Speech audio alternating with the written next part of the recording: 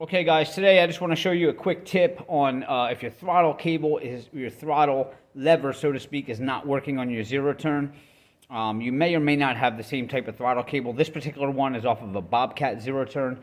And let's say you need to keep cutting and you need to get this fixed right away and you don't have time to order it or whatever. I just want to show you what a common problem with these throttle cables is.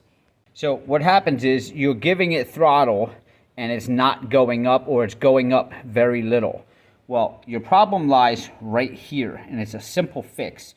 Okay, it's just this bolt and this nut on the back. Now, if you look at the new one, let's put them side by side.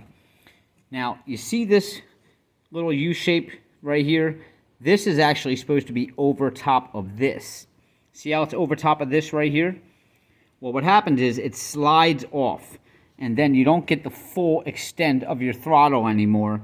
And a lot of people might think that their cable is just broken, when really, you just got to take this bolt off here. I believe it's a 1/2 inch. And you got a nut on the back. And what you want to do is lift up on that and turn it and reset it and put it back on there, like that. And then you will get the full extent of your throttle cable there. So instead of panicking and thinking that you have to wait to order one of these, that might be the problem with your throttle cable.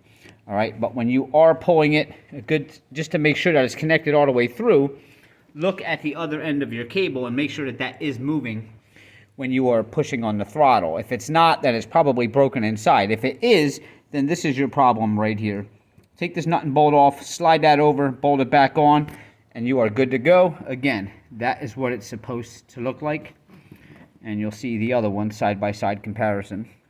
So hopefully this tip helps you out and it keeps you mowing for the day. And if it did, hit subscribe below and give me a like. I'll see you guys next time.